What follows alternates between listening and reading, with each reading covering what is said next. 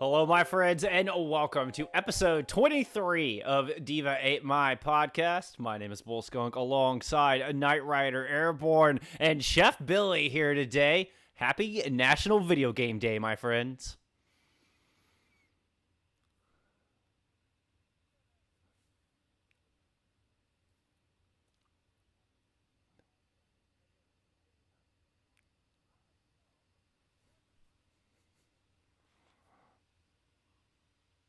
Viva la Paris!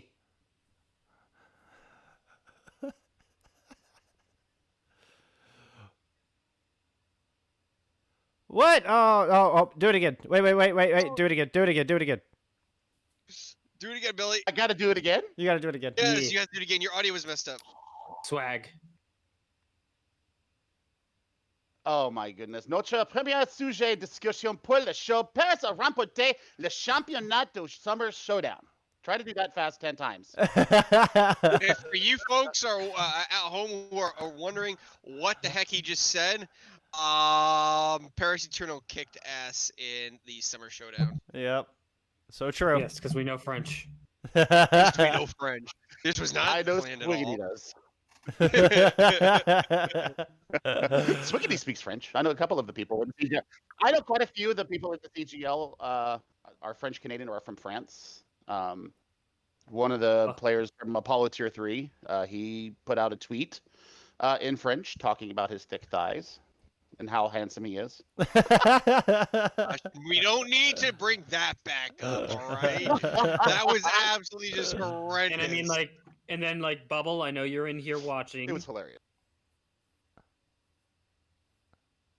We all. But did Bubble, you have a should follow-up watch thought it. to that? Or, I was expecting something else to come Yeah, I after was that, waiting for Airborne. something. Yeah. We all know you're watching. Bubble is also Crickets. Bubble is also a French speaker. Oh, okay. Well, there's some meat to that. Yep, All right. Yes. So I'm rocking rocking number 99 here today in honor of the fantastic run through Summer Showdown. I mean, wow. I am rocking this jersey in disappointment.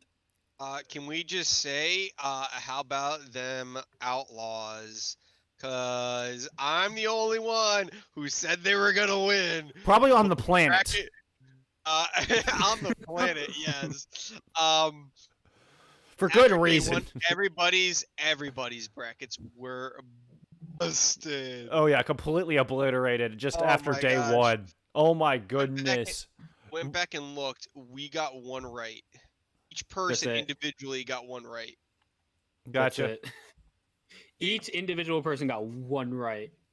I mean, How do we- both gun called the charge winning the entire thing. I did. So I got the Pacific bracket right. Billy, do me a favor, refresh your OBS Ninja. Your video's gone out of sync.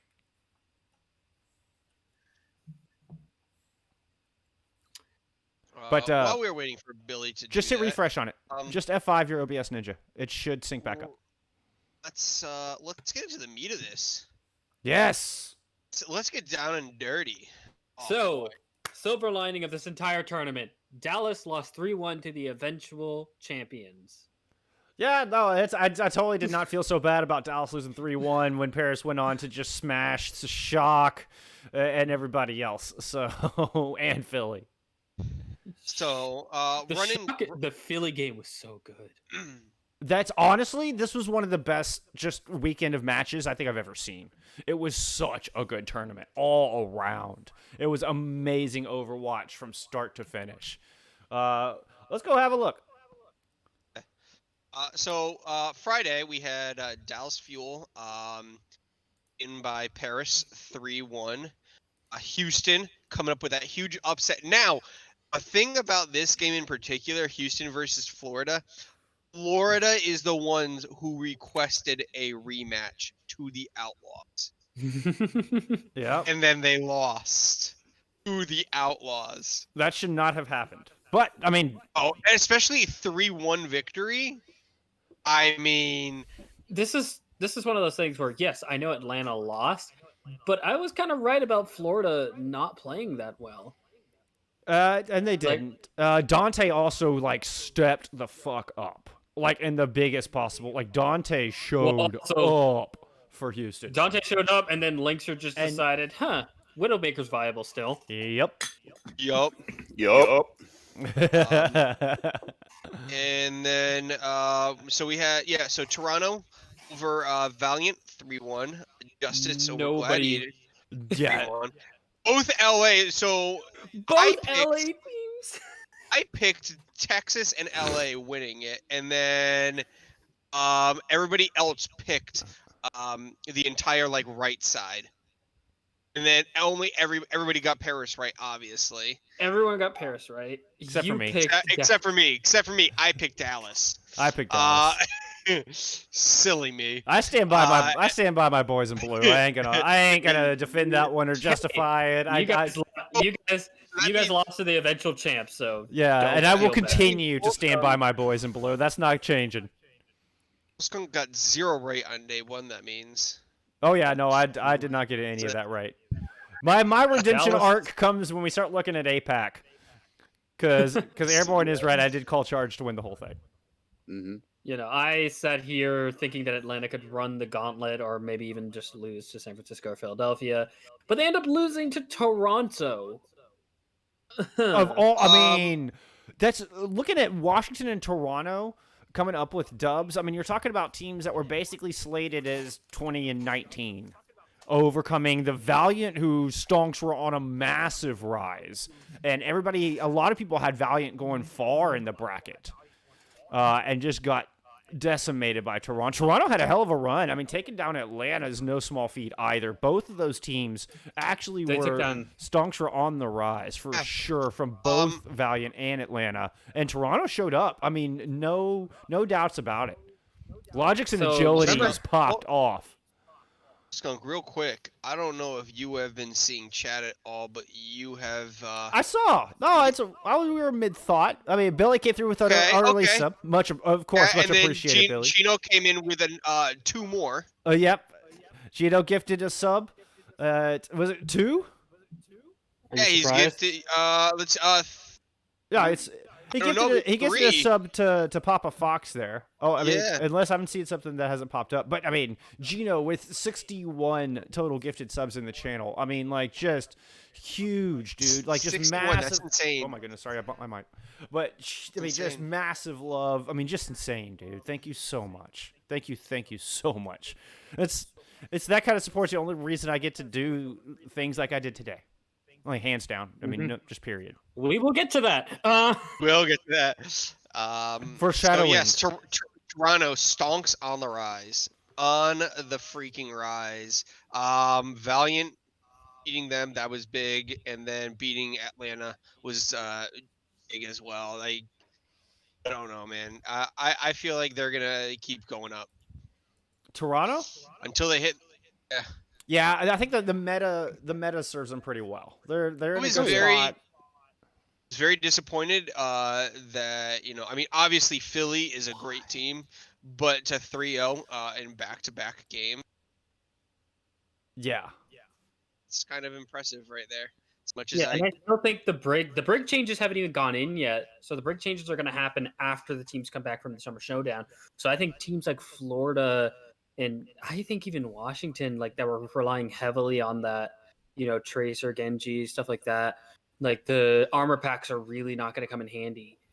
And we saw an example, again, more foreshadowing. We saw a huge example today in Contenders Trials of a lot of teams just running the double shield with the Genji. yeah, but I also saw some dive, and I've seen some dive all week, and it's going back to a Lucio Moira dive.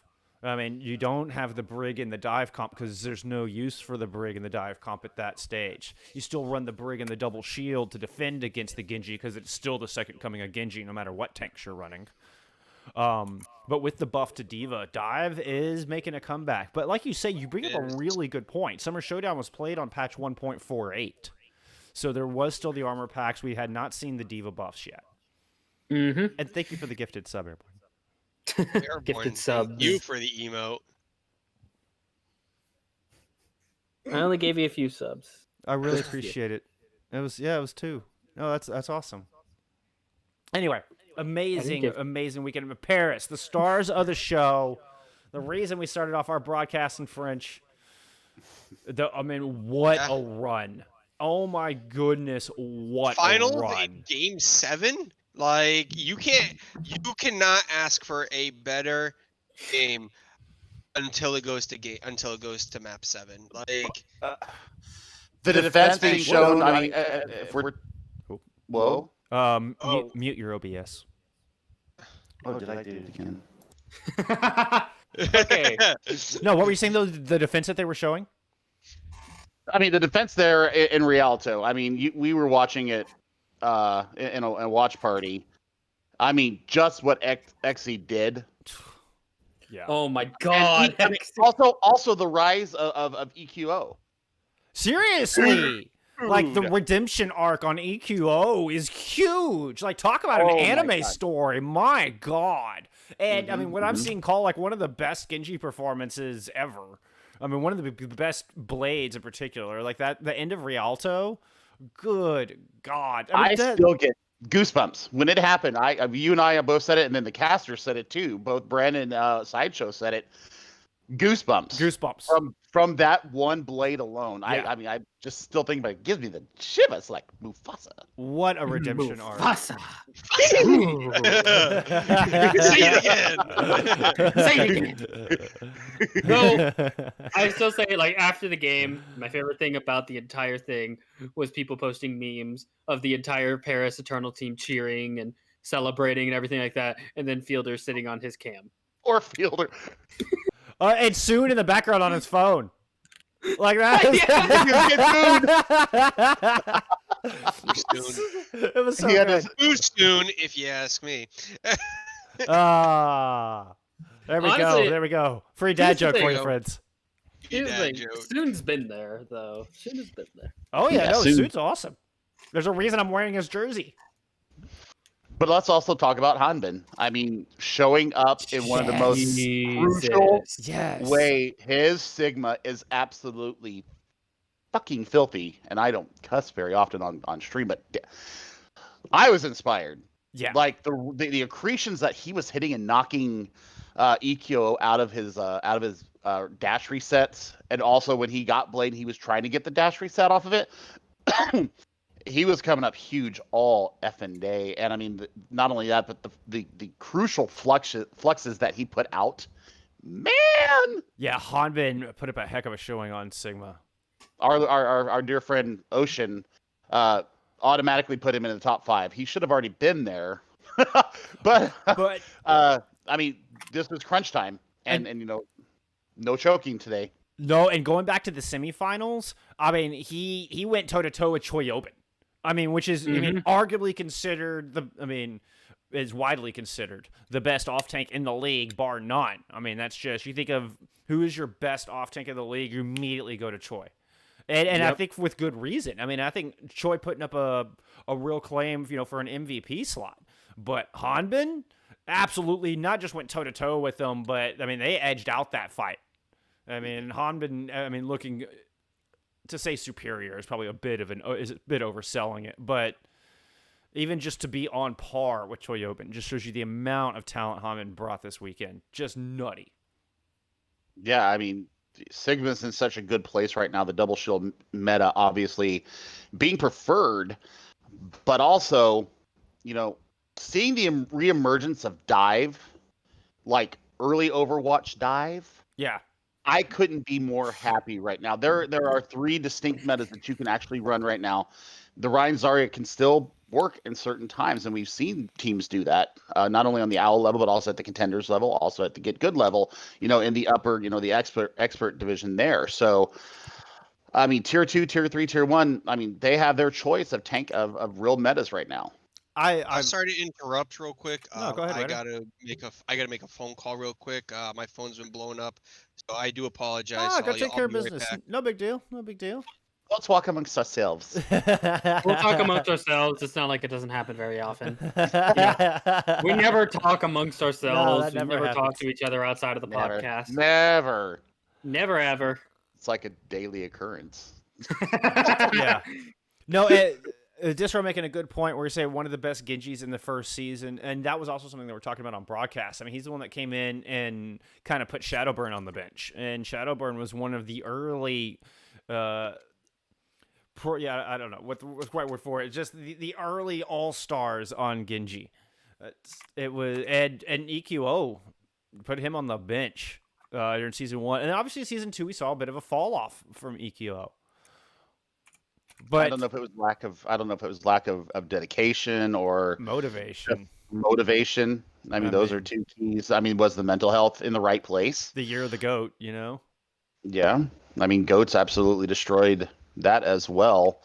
I mean, I really liked the professionalism that he showed too, coming in when Genji started coming back into favor, being able to come over. I was actually watching, Dream Overwatch, captain or the coach of Houston. Ah, yes.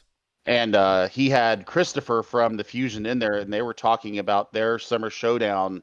They were doing a VOD review of it, and Christopher says that EQO put all the work in, and really was boosting up the team by getting the value out of the Genji and really propping up the new meta that has emerged. And I mean, he was talking about the professionalism and how much hard work he's put into it. So I'm really proud of EQO. That's VOD's still going on his Twitch channel right now. It's something that Boopasaurus sent to me. Oh, nice. Yeah, I want to go watch the VOD on that. That sounds like a Mhm. great VOD review. It's fantastic. That's all right. We're just going to spend the rest of the podcast watching the VOD review. All right, new plan. New plan. Yeah.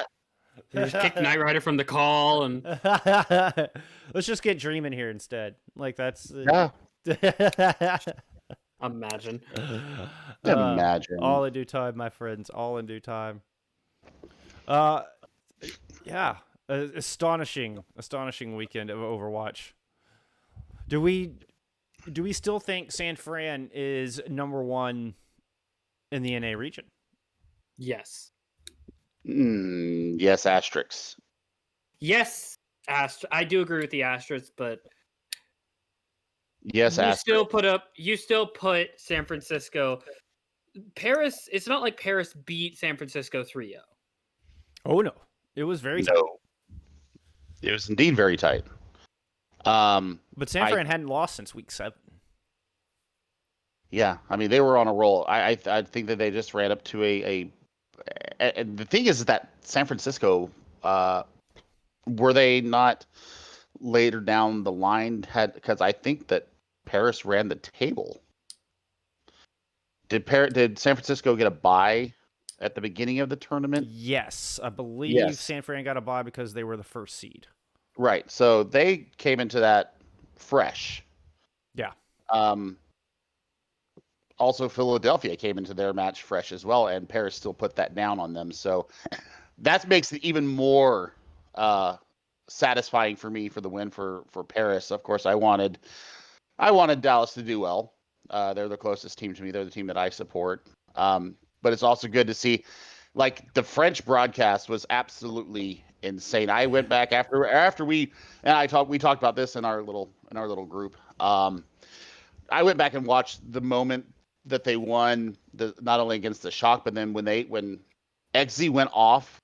I can't remember the caster's screen name, but he was at such a pitch that you may have been able to shatter crystal. He was at that dog whistle pitch, huh? He was at dog whistle pitch. I mean, and I mean, his eyes were like bulging, like his face was suffused with blood. I mean, he was just, and his co-caster, there's like this thin partition of plexiglass between them. They're both hitting it with their elbows because they're jumping and they're gyrating with their hands, and the plexiglass is going. Wah, wah, wah, wah. That's awesome. Oh my gosh! If you haven't checked it out, check it out. It's just. It was heartbreaking to watch the Philly cams when they lost that map 7. I mean, like, my heart literally sunk cried in my chest. I cried. Carpe and Sato are both just making the Airborne's face right now. Like, they were, I mean, you could tell that they were literally in tears sitting at their computers. But as Sideshow did mention in the broadcast, one team has to be broken down for another team to rise to glory. And the camera footage from Paris's victory moment was on the other spectrum was just as uplifting and heartfelt and put the smile right back. Like I needed it. Like I had to go back and watch Paris's As victory moment much- afterwards because that was so pure and just genuine. I mean, As much wow. as the memes make it funny about the Fielder and Soon thing, genuinely the entire team jumping out of their seats and just All running together to the center of the room in like a big group hug simultaneously. Yep. Mhm. It was awesome. I still feel bad for Fielder. Yeah, he had I to do an think all he interview. wanted. I think all he wanted to do was go to sleep. I need a beer, I need a cigarette, and I need to go to sleep. Yeah. Dude, I still It's- say this. I still say this. Fielder is still playing on 200. Yeah, that's the thing. He did all of that from Korea. Like, holy hell, dude! You get him in What's gonna LAN? How? I can't You even. get him just get him with the rest of the team. Yeah, yeah. But we actually get if we actually get to see Fielder. I mean, when we get to see Fielder and Paris in a LAN match, I can't imagine how far this guy can rise. Dude, Sparkle is a monster still. We, As yeah, much we haven't even Eggsy- talked about. We haven't even touched Sparkle. on Sparkle yet. Yeah, Xe did amazing. Sparkle is a monster. Yeah. It's the Sparkle monster. Oh, hi, Poplin.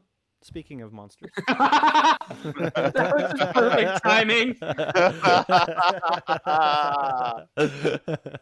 It's the Sparkle monster. Oh hi. Did you call my name? I need the scritches right now. Okay, so there are a few points I want to go over here with the tournament. One is San Francisco's support lineup.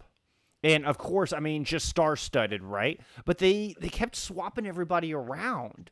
And I don't know. It seemed weird. And frankly, Philly kind of did the same thing. Like, once you started putting Alarm on Brig, I'm like, wait, what? You have literally one of the best Baptistes in the league, and you've got him playing Brig. And I know he's a big brain guy, but I think in both of those cases, both of our top two seats from NA were struggling with their support lines. Well, Is it just me, or does it feel like San Francisco has too many good support players? Like they got Twilight, they have Violet, they have Moth. Can't play all three at the same time, and then you got Rascal. But yeah, playing Rascal Brig. swapping roles, playing DPS and support in the same series. Like in the Dream Overwatch VOD that I was watching earlier today, they were talking about because they asked about Rookie of the Year. He asked Christopher about that. You know, what is the what do you think about Alarm being Rookie of the Year? And Christopher said, nah, not only Rookie of the Year, I'm looking at him for MVP. Because when they started doing scrims with the patch that they're on, he said that Alarm was the best Brig, no question about it. Fair enough. So that comes from his coach. I mean, they tried Blase out, and they tried like a lot of people on it, and it always came back to Alarm was the best choice for the Brig. That's why he was on the Brig. His BAP is just so good. I'm not arguing that one bit, but Can you imagine if he gets both? Like, first player probably would be only for a while to get MVP and Rookie of the Year. I mean, you couldn't give him MVP and not give him Rookie of the Year, right? Like, that doesn't make sense. yeah, I wouldn't. But it's just like I'm sitting here, just like, who else would you say is up for MVP? Sparkle, Sparkle, Rascal. Sparkle, obvious. Rascal is in Rascal. the Rascal's in the conversation. Rascal would be my pick right now. I think Carpe just because of the comeback of him. I think he has to be in the conversation. Think Sparkle? So you think Sparkle's already in the MVP conversation? Sparkle's at least in Rookie of the Year conversation. I think he's also MVP worthy as well. Paris will have to do more. Paris will have to do more than win one tournament. The only thing I would say, yes, win more than one tournament. If Sparkle consistently is the best Genji in the league or best projectile player in the league, I mean, Hacksaw may have something to say about that, but Hacksaw may also have something. Indeed. But I mean, he did bring out the Doomfist though. Yes. I mean, Sparkle did bring out the Doomfist, an immediate impact there on King. But also, we're just literally conveniently only talking about NA teams for MVP. Know who I enjoy? I enjoy Happy. Oh yeah. Happy. Oh yeah. APAC. All right, we're just conveniently I just was about to say we're conveniently forgetting the APAC region when we're talking the MVP race. Well, and that's, of course, we're talking about the NA side of Summer Showdown right now. And no, I agree with you wholeheartedly. There's definitely people from the APAC region that deserve to be in that conversation for both Rookie of the Year and MVP. Mhm. But before we get into that conversation, one other point I wanted to make here was the interesting meta that Paris showed us. Like, against all odds, they're bringing out McCree. They pull out Exy on the McCree. And as well, we saw some Reinhardt, where everybody else is playing like pure double shield with the peppering a dive. Paris brought us these very unique looks from time to time. I mean, they played Ashe double shield as well, but I like the rise, the rise of the variety. Yeah, I mean, the unpredictability of what comp they were going to bring out or what their swaps were going to be in match. I think, boy, it was very unpredictable. And you know that all the previous metas that they've gone through, of course, they're at the top of their game, right? But I mean, seeing what we saw out of them, I think that unpredictability really threw something into the back of Fusion's brain. And yeah, I mean, bringing the Doomfist out, that was absolutely nuts, and it worked. Yeah. Yeah, and it wasn't just for a stall tactic. I mean, No. Well, I mean, you'll see the Doom come out if you're in overtime desperation mode, got to go hold the point, got to get percentage or whatever, but that wasn't the case here. No, that was meant to get frags. Yeah. It was meant to have the immediate impact on the match, and it absolutely did. Yeah, it was meant he to got win a 3K, mid-fight. right? Yeah, he got a 3K in the first part of that in the first part of the mid fight. So, they once again, but it was once again them pumping in the resources to Sparkle and making sure that he was kept up. I don't think that works if you're on 1.49. I don't think that would have worked. I agree. No I think armor packs. We need to see what is going to happen once they go on to this new patch. Will Sparkle's effectivity still be the same? Will the output still be the same? Or does XZ maybe start nudging out and kind of getting the equal to what Sparkle's putting out? Because if those two are going to be the primary DPS duo for Paris Eternal, man, they're looking good. But I mean, you saw Nico come in too. Soon and Nico played on control. Yeah. Mm-hmm. And that's a planned strategy of theirs. Yeah. And did well. And did very well. So yeah. I think it's just well done, well organized, well played, and well coached by the entire staff of Paris Eternal. And I love Avala, the translator. Oh yeah. She's so cute. Weren't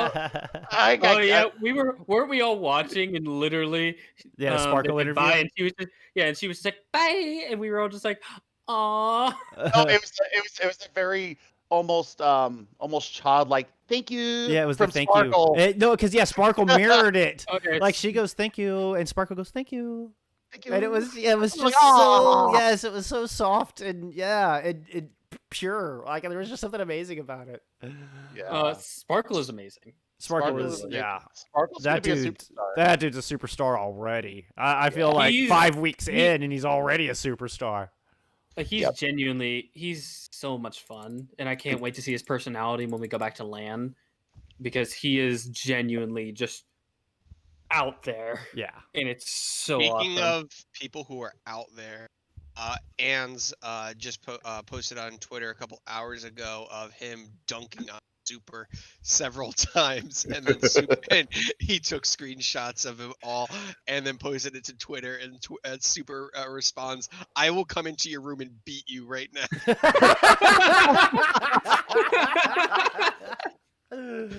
Like, I know where you sleep. I will. Let's see. I don't know if I share my screen real quick. Is that a thing? No. I don't know if I can get it on stream or not. We can try. By the way, hi Wolf. It's good to see you, brother. I don't know if I can or not. Bullskunk, I'm gonna DM this to you real fast. I'm gonna send this to the chat. Just so you guys can see. I'll pull it up. Let's see. You know what? I'll get the tweet. I'll get the tweet. Yeah, that's what I would do. Yeah. Find me a link to the tweet. We'll pull it up on stream. I know where you sleep. All right, but going across the Here you go. Pacific. Here you go. Going across the Pacific Ocean. Wait, here. Let's check out this tweet real quick. Oh, in case you guys didn't know, today is National Video Game Day. We'll get to that. So here's one of the things that makes me love video games. Yep. So this is odds dunking on Super Sombra. Super. I said So this Supers is multiple. Sinatra. This is Ons dunking on Supers Reinhardt. open up each picture. Yep, This I is am. hilarious. Ons dunking on Supers Wrecking Ball. I'll go get you in your room. That's a great interaction. I can't argue that. That's a wonderful. And then if you interaction. scroll down to the next tweet, it shows he tried to widow 1v1. He also tried to 1v1 me. Ons is a beast, man. Like Ons, I think. speaking of and, rookies like, showing up. By the way, we just quickly forget that literally a week ago, like before the Summer Showdown, so over a week ago, Ons was a flipping monster against the Philadelphia Fusion. It was part of the reason Philly just looked inept against the Shock. Like they didn't look like they were in the same league. And then people were commenting, "Oh, well, you can't widow 1v1 Ons when your best widowmaker's on Tracer." Yeah, well, I mean that's And I'm actually valid. And I'm just like, well, then put him on Widowmaker. But yeah. If the Widow's XE the versus problem- Ons was an awesome thing. It was a sight to behold, though. It really was. XE versus Ons was a sight to behold, and XE really does deserve as much of the spotlight as Sparkle in Paris's incredible run through the summer I have showdown. a question. Like- That bracket, if Florida had beaten Houston, who would have won, Florida or Philly? Who would have won, Florida or who? It's hard to not say Philly after what we saw. I mean, Yeah. just based on the fact that, I mean, Florida looked off. And Philly looked on their game. Philly did not look like the same Philly we saw that got 3-0'd by San Francisco. Philly, I mean, like, I think I would have liked to have seen a rematch of this Philly against San Fran, honestly. I think that would have been a 5-mapper. Like, that would have been one for the record books as well. Because it did not look like the same Fusion that we saw a week ago. I think Fusion had a chip on their shoulder after just getting steamrolled. You're not wrong. Yeah. You're not wrong at all. I mean, yeah. When you get whomped that bad, Here's the thing, there's two types of reactions to getting whomped that bad. Completely falling apart or coming out so pissed off that you legitimately don't drop a single map. And they almost didn't drop a single map until the finals. Yep. That's the kind of clapback that you want to see. That I was mean- we just got our asses handed to us. I'm pissed. I want to do the same to whoever happens to be next. But before you put too much stock in that, though, I mean, look who they went up against. I mean, I would be saying the same thing if Dallas is in there. It's not anything personal bias, but you're talking about two teams who, I mean, no one expected to make it into the corners or semis. You're talking about two teams that have been struggling to get out of the bottom 15. So, I mean, logistically, statistically, Philly had a very easy run into the finals. Now, I mean, Paris beat Dallas and Vancouver, who, are also struggling to get out of that bottom tier right now. So, but Paris had to run through the Shock and through the Fusion to get their crown. And I'm literally sitting here just like, I love the Summer Showdown, how it just made us completely question everything about what the hell's going on. Hell yeah! That's great Overwatch. As soon as you think you got it all figured out, it just flips on its head, and it's going to happen even more once we start playing on 1.49. Once Owl But starts playing on 1.49. it's a dead game. It's like, It's a dead game. Totally dead game. it's a dead game. Okay. I don't care. I don't care if it is a dead game. I love the hell out of it. I don't care if I'm the Obviously. only one watching it. I don't give a shit. It's not going to stop me. Right? But literally, it's just like, oh, you thought the San Francisco Shock were literally the best team and nobody else could even touch them? Well, what if we told you this team from Paris that's been underperforming for the past couple of weeks just comes in, shocks everyone, wins the entire goddamn thing? Something Yeah, similar happened exactly in what APAC, happened. though. Mm-hmm. Because I've everybody... always been a fan of Guangzhou, though. Same? I've always been a fan of theirs. Go if I don't even know if they're up anywhere, but the original power rankings that Ocean and I did at the very beginning of the year, I had Charge as like the dark horse. Charge absolutely be the ones to take it all. I don't think I had them rated number 1, but I had them rated like top 3, if I remember correctly, like 2 or 3, because that roster just looks stacked as hell. And it took them some time to find their rhythm. But holy shit, neither of your number 1 seeds from either region walked away with this championship. And I think the upset, and yeah, we can still call it an upset, of Guangzhou over Shanghai is just as important as Paris beating the Shock and the Fusion. Yeah, agreed 100%. I just, my power rankings for the region, I had it Shanghai, and then I had Guangzhou, my own personal ones, and then I had Seoul below them, based upon what I was seeing come out of them. But I mean, Chengdu, obviously, they are the Mad Hatters of that entire region. You never know what you're going to get out of them. I like them at number 4. Yeah, but it seems like Hunters have just been really struggling in the double shield meta. Yeah, unfortunately, in the most recent iteration of the double shield meta, that is. You can't run ball all the time. So Overwatch is on break for this week. Yeah, we won't have any games this weekend. Don't have anything to talk about there, but we do have is a local celebrity. Where? In the name of Mr. Bullskunk. You flatter me. Don't I? Let me pump up that ego for you. Harder. What? You had a thing today. I did have a The thing thing today. today. I got to cast trials today. Did you? It was fucking awesome. It was 2 maps. mean- It lasted all of 35 minutes. But I know. I watched. Yeah. I watched Here's the thing, Intro. Bullskunk, I would have gladly swapped with you. the intro lasted more than the actual. it was such a stomp, and it was like 2 promised teams. Two teams. So it wasn't a complete stomp because I watched the first map and I watched the second part of the last map, the OT part, and was it Houston's contenders team got the first point on Busan, and then Florida just ran away with it. The rest of the Well, of the series. they're new teams. It's they're just their own little entities. They're not academy teams. Okay. Yeah, I wasn't sure. No, I know, because 'cause- it kind of looks like Florida's. Yeah, they're symbol. called Malibu, and they have like a little palm tree look in their logo. I Yeah. can totally understand the Mhm. misconception there, but no, they're not academy teams. These are just teams coming from the ground up, coming out of open division, and really making a name for themselves, really making a stamp on T2 in a big way. We saw Malibu actually in the Fran Overwatch Charity Cup. They got second place in that, and that's we started to learn who Buck was. Buck is their Genji player, and Bulgarian Genji player who absolutely stomps. And then they have Wannabe, who's a 14-year-old prodigy, and it's an awesome team, and they're leading that division. I think they're the only undefeated team left in NA trials, if I remember correctly. I think Group A is a 3-way tie for first at 2-1.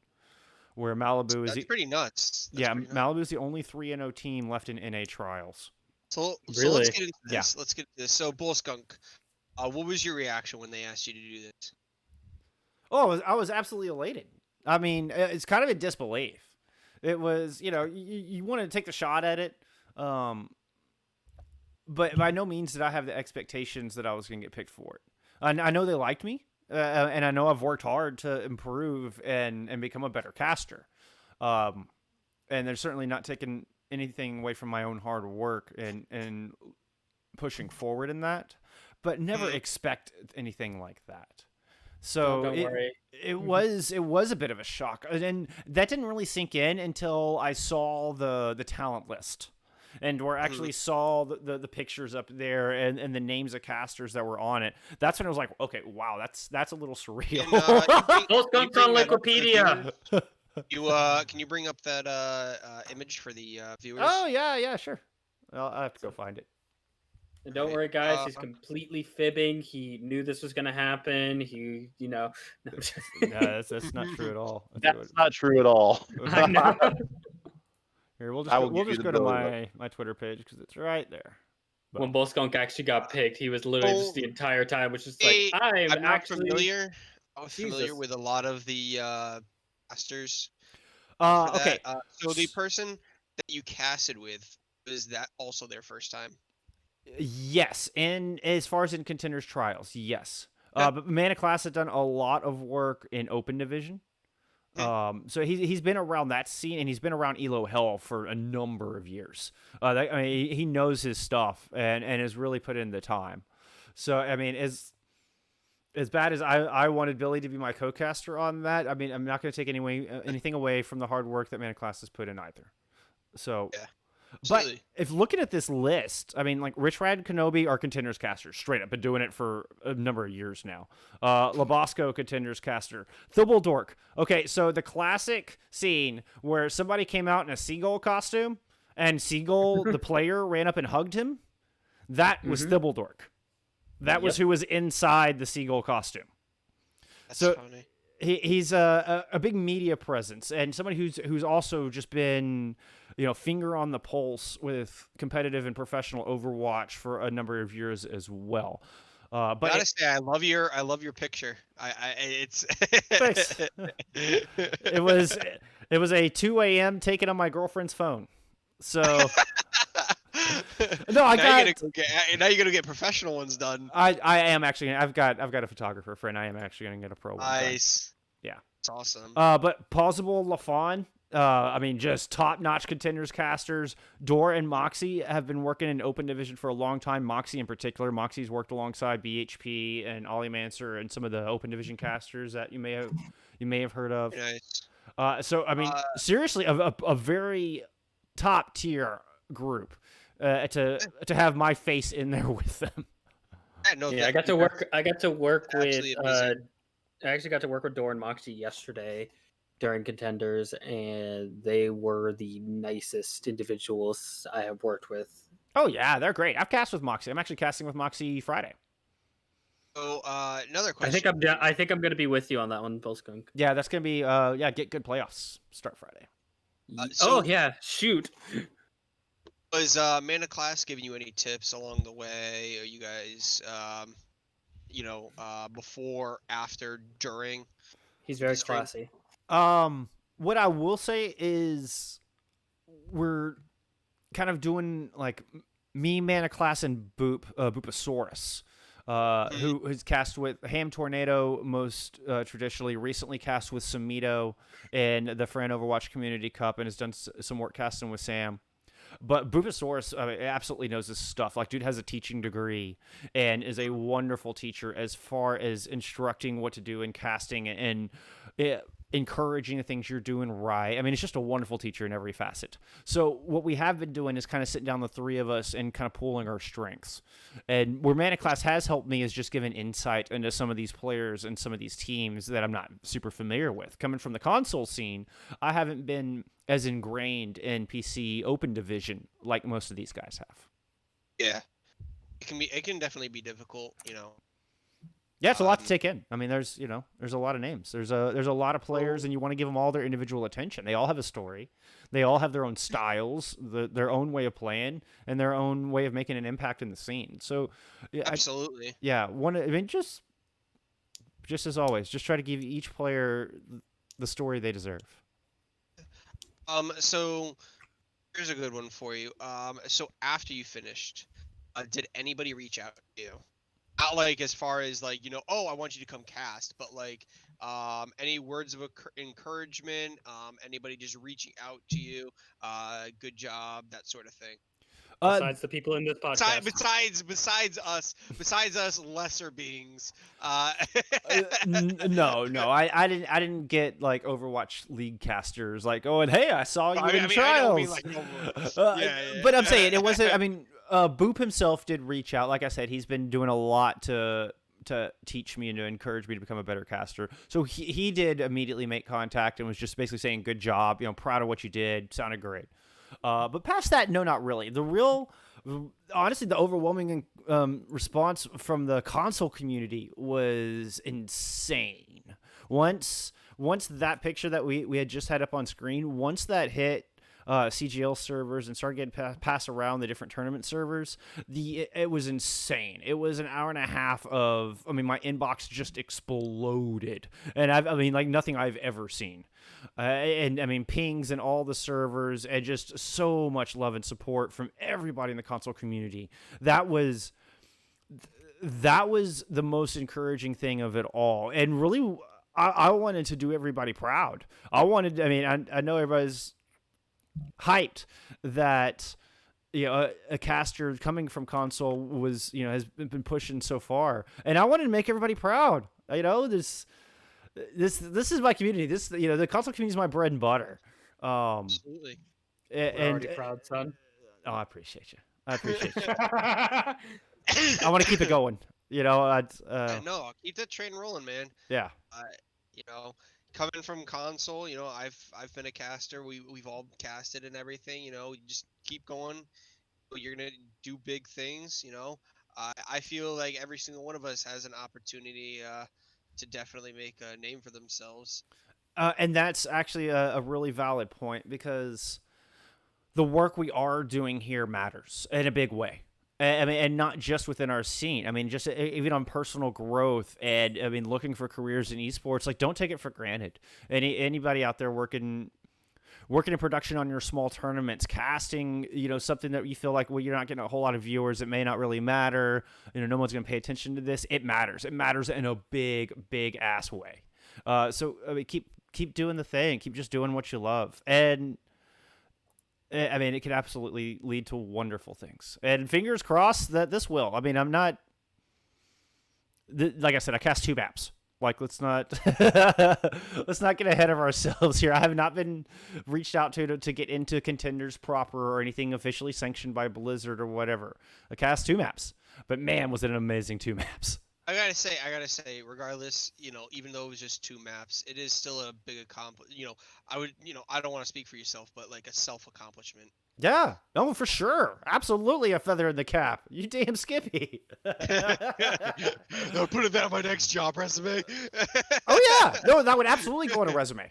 You kidding? For a casting resume right now? That would absolutely be. I meant like a regular, you're going out into the real world or whatever. You trying to say this isn't a regular job? What are you trying to say, sir? Go apply to Walmart. Put that on your application. Yeah. That's what I'm getting at. No, I know what you mean. I'm teasing. You give me shit. I'm giving you shit. But as far as casting, that would be at the top of my resume. Oh no, absolutely. I think you definitely deserve it. Anybody who can. You guys all know I always support people. That's what CST is made of. Helping out each other, networking, getting each other's names out there. Yeah, and finding the opportunities. I'm glad we've been able to help in any way possible. Appreciate it. Having the podcast on your. I'm not going to be the only one. I may have been the first one, but I promise you, I'm not going to be the only one from this crew, much less this scene, that's going to be doing that. It's just tip of the iceberg. Just to you, man.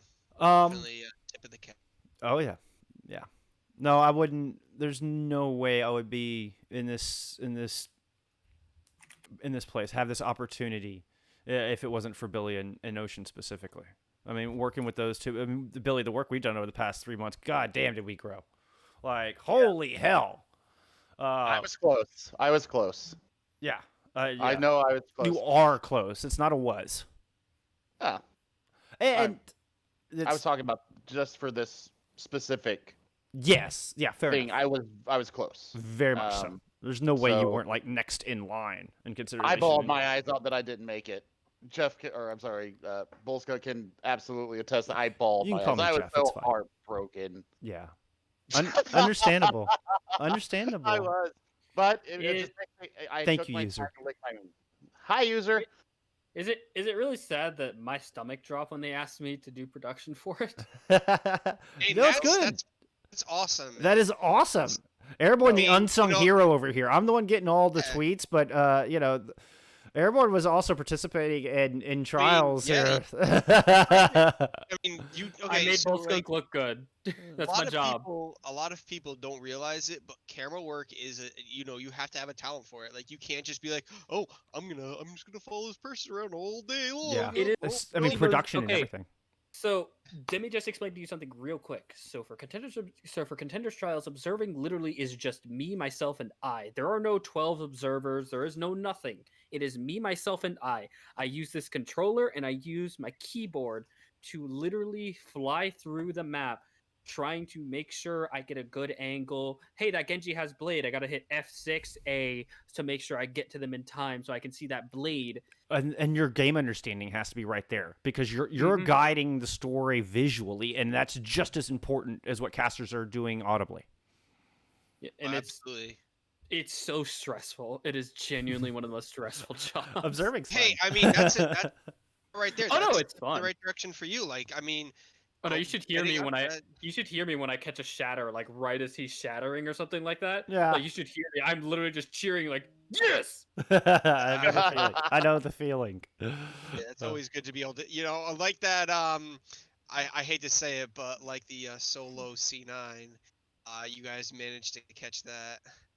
Yep. Oh my god. That might be on a top 10 list coming out soon. Spoilers. might be. Might be. Spoiler. Might Might be. be. Might be. Might be. Might be. Keep an eye out for Nine. that.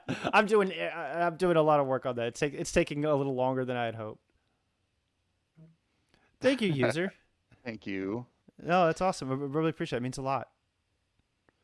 But we're unless you have any more questions for me, I'm happy to answer. This is a time right now for anybody in chat. If you guys have questions for us, or especially Bull Skunk, please, by all means ask. And it's okay if not. Yeah. It is National Video Game Day, which I thought was just so apropos for me getting to do this today. I was like, oh, it's National Video Game Day! Like, holy shit! I mean, I'm a gamer through and through. I have been for literally as long as I can remember. Playing my dad's consoles, I mean, from the youngest of ages. And so getting to watch games grow up with me and become something like this and that can have this kind of reach is insane. And is just, I just feel so fortunate. Which leads to, I think, our next topic. There's a hashtag trending on Twitter that is thanks to video games. So I want to start this one off as thanks to video games, I have met some of the most amazing people in my life and have formed lifelong friendships. Some go back a little bit longer than I'd even care to admit, as to not date myself, and some, within the past year. But the amount of amazing people I have met through gaming is life changing, and I wouldn't be the person I am today otherwise. Any y'all, either three y'all have a thanks to video games thought moment? Yeah. My first video game, Sega Genesis. Yeah, that's what got me into it. So I mean, grandmother's the one who first got me into it. She just gave me Sega Genesis, and it's all downhill from there.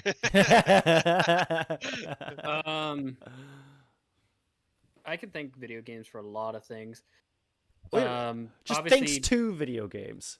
Just thanks to video games. Obviously, I've met just so many people and created a friend group that I genuinely enjoy being around. But also, thanks to video games, I also got through a very, very tough time of my life. So you're not alone in that. You're certainly not alone in that. Yeah, I turn to video games a lot when I'm stressed, even though there are times where it may stress me out more than other things. Right. I feel you. Billy, You've ever been? Do you have anything? I didn't get a chance to play video games very much when I was a kid. I was in a very strict military family. and they just didn't believe in video games. I used to sneak over to my friend's house to play their Atari 2600. Nice.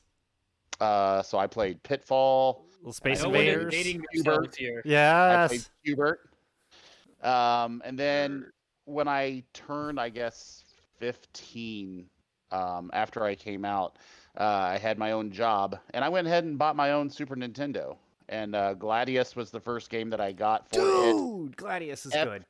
F-Zero was a Oh, great yeah. racing game. That game gave me Anxiety? no, it gave me fits.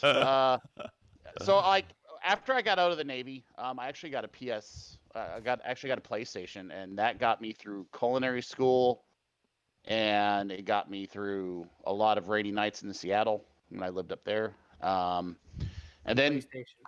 coming in, I mean, my kids all are gamers. We had a 360, and then we went to Xbox One. It's really brought. I mean, I sit and play with my kids. We'll get into a game. Yeah. Now that I've got a PlayStation 4, I can actually play with them on some of their games. I can play with my son that's up at his mom's house. So thanks to video games, it has really gotten me through my life and let me be the inner kid that I am. Yeah. And Billy is a child that if he gets mad, he'll just sit on you. That's also valid. That's also valid. But that's a wonderful. I mean, we get to be ourselves, like 100% truly be ourselves, and that cannot be understated enough. We love everyone here. We all video games are all about love, not toxicity. If someone's being an asshole, just remove them from your party. I agree with that. No, I want to take a moment. This is kind of impromptu. So forgive me, friends. But I want to take a moment because there are some pretty good ones on Twitter as well. Borderlands themselves, Gearbox posting, thanks to video games, I've taken up a new career in farming. It is just guns everywhere. Thanks to video games, you finally woke up. You were trying to cross the border, walked right into that Imperial ambush. Same as us and that thief over there. God damn it. Thanks to video games, I'm inspired to continue to make art and strive to tell good stories. Oh. Thanks to video games, I can actually see the Dolphins win a Super Bowl. Thanks to video games, I was a young girl and saw that women can be strong, smart, and determined. That's a big one. Thanks to video games, I naturally trust no one. I can agree with that one. If you've played enough horror games, if you've played enough freaking like pick your adventure games, you've learned not to trust people. Thanks to video games, I found a lifelong passion and met my husband of 22 years. And a little Animal Crossing wedding going on here. Oh. Thanks to video games, I automatically notice all cameras and surveillance devices in any building I walk into with a picture of Rainbow Six Siege. Yes. Thanks to video games, I've gotten to live in the video game era and watch it to improve to what it is today. Kind of mirroring what I was talking about. And it's just a picture of like every console from the past 30 years. Fuck yeah. Is ColecoVision in there? Yes, I think it actually is. I can imagine Siege Pro players walking into like a Micro Center or Best Buy or something, and they just look around. Thanks to video games, I'm no longer fazed by any words due to this game's voice chat, Modern Warfare 2.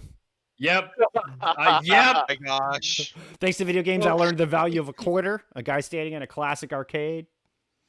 Yes. The value of a quarter can get you far as long as you win.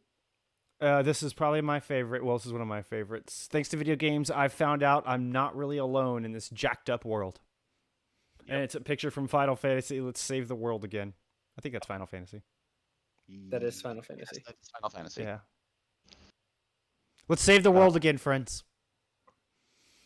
And I don't know. I think that's a good place to end. In that little rant, but so thank you everybody for checking out the podcast. We appreciate you guys. If you guys haven't already, please head over to sostaclothing.co. It's .co, not .com. Use the special promo code StreamConsole. It's one word, all caps. You guys are going to see it there in the bottom right. Oh goodness, Screen. Gino. Go ahead. Oh, I'll go. Gino. Go finish your rant. I'll go after. Oh, Gino. I don't. Oh my. Oh, Oh. Gino. Hey. No, I'm gonna end the rant there. Go ahead, Paul. Can't compete with that. I can't compete with that. Gino coming through with 10 gifted subs yet again. Jesus. That's a total of 71 in chat in total for the stream. Oh my goodness, I can't thank you enough, dude. It's just overwhelming. I can't. There's not enough words to express my appreciation for your support of my stream over this past year. It's been continual. It's been uplifting. It's been amazing, and it's been fun getting to know you. So thank you. So, and then shout out, yeah, just shout out to Gino. Like, damn. Just Bro. shout out to Gino.